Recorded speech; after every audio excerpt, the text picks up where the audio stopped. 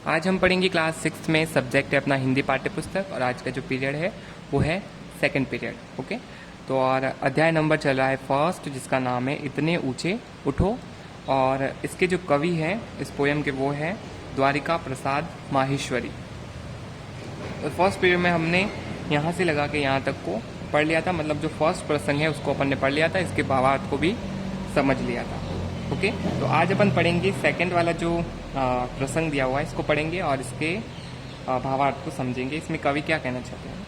तो सबसे पहले इसके जो कठिन वर्ड है वो देखते हैं, कठिन शब्दार्थ है वो देखते हैं। अतीत यानी होता है भूतकाल, पोषक यानी होता है पुष्ट करने वाला, जीर्ण शीर्ण यानी होता है सड़ी गली, द्योतक का अर्थ होता है प्रतीक, चिरंतन, चिरंतन का अर्थ होता है याद रहने वाला, शाश्वत, शाश्वत यानी होता है नित्य। ओके, तो चलो स्टार्ट करते हैं इसको। लो अतीत से उतना ही जितना क्या है, पोषक है। तो इस पंक्ति का लाइन में कवि हमको क्या कहना चाहते हैं, हमें कहना चाहिए, हमें कहते हैं कवि कि हमें अपने अतीत के रीति रिवाजों को बिना सोचे समझे दोहराते नहीं जाना चाहिए, बल्कि उसमें से उपयोगी बातों को ही ग्रहण करना चाहिए। जीर्ण शीर्ण का मोह मृत्यु का ही द्योतक है। पुराने से चिपटने का मोह, पुरानी जो रीति रिवाज है उससे चिपके रहने का मोह क्या है, एक तरह का घातक है। फिर दिया हुआ है तोड़ो बंधन रुके न चिंतन, गति जीवन का सत्य चिरंतन, धारा की शाश्वत प्रवाह में इतने गति में बनो कि जितना परिवर्तन है। तो प्रतिपल यानी प्रति क्षण क्या है, गतिमान नदी की धारा के समान आगे बढ़ते रहना चाहिए, वही क्या है अपना सच्चा जीवन है। ओके, तो इसमें कवि हमको ये कहना चाहिए जो हमारा जो पास्ट है, जो भूतकाल है वो बीत चुका है, उसमें से हमको अब केवल अच्छी अच्छी बातों को ही ग्रहण करना चाहिए, क्योंकि अच्छी बातें ही हमारा भविष्य निर्माण करती है, ना कि बुरी घटनाओं। बुरी घटनाओं को अगर आप ग्रहण करोगे तो आपके विकास को वो अवरुद्ध करेगी, मतलब आपके विकास को आगे बढ़ने से रोक लेगी।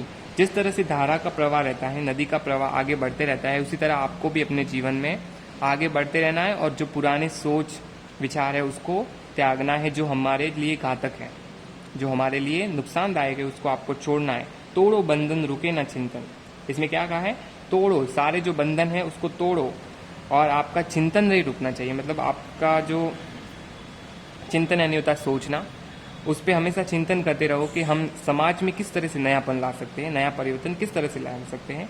गति जीवन का सत्य चिरंतन, गति ही, गति मतलब निरंतर आगे तरफ बढ़ना ही जीवन का सत्य बात है। जीवन की जो है सत्य बात क्या है, गति, निरंतर आगे बढ़ते रहना।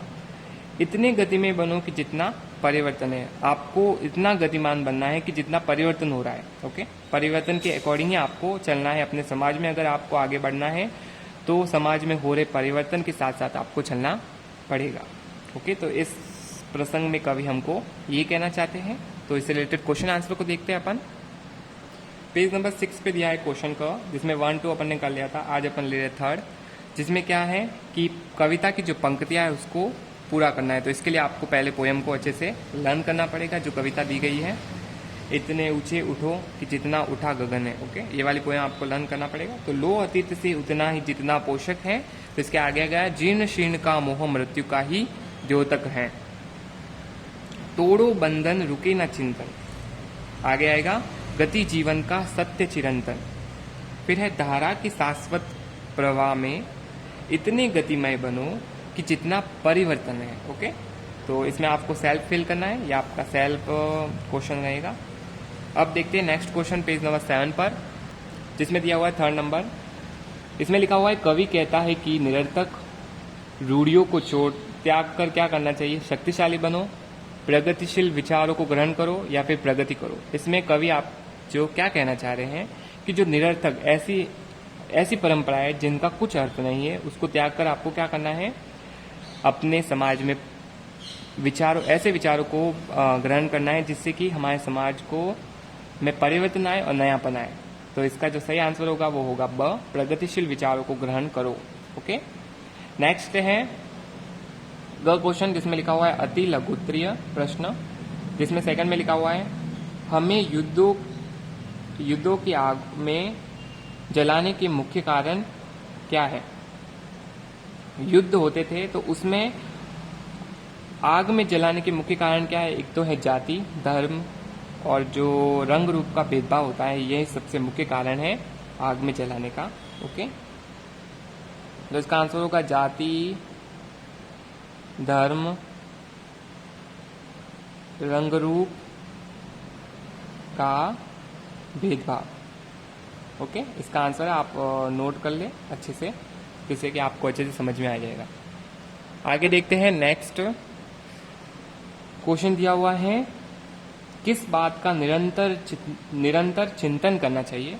तो हमें हमेशा निरंतर आगे बढ़ने का चिंतन करना चाहिए। तो इसका आंसर होगा निरंतर आगे बढ़ने का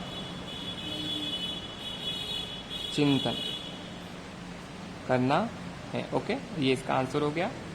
अब है 4 नंबर क्वेश्चन जिसमें लिखा हुआ है शीतलता, मौलिकता, गतिशीलता एवं सुंदरता की प्रेरणा किस किस से मिलती है। तो इस पोएम में बताया गया है एक तो शीतलता की प्रेरणा मलय पवन से मिलती है, गतिशीलता की प्रेरणा परिवर्तन से मिलती है, सुंदरता की प्रेरणा आकर्षण से और मौलिकता की प्रेरणा मिलती है अपन को सर्जन से मिलती है। तो ये अभी तक अपन ने इसमें शीतलता तक ही पढ़ा है और यहाँ तक ही पढ़ा है, इसलिए इस क्वेश्चन को हम नेक्स्ट पीरियड में करेंगे। फिर है 5 नंबर क्वेश्चन जिसमें लिखा हुआ है ये भी जैसे कुरीतियाँ नष्ट हो जाने पर यह धरती कैसी बन सकेगी।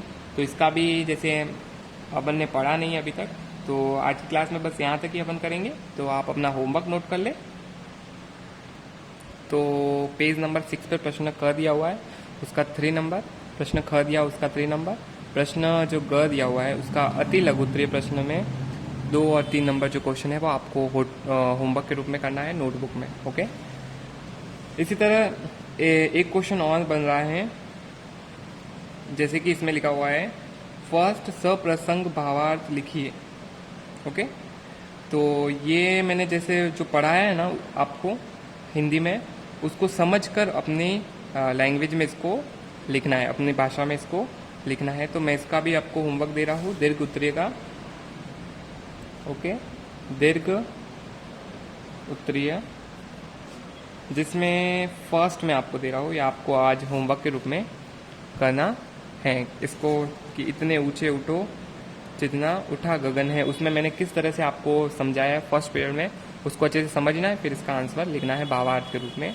इसी तरह नेक्स्ट एक सेकंड क्वेश्चन भी दिया हुआ है जिसका भी आपको क्या करना है, भावार्थ लिखना है। लो अतीत जो आज अपन ने पढ़ा है इस पीरियड में।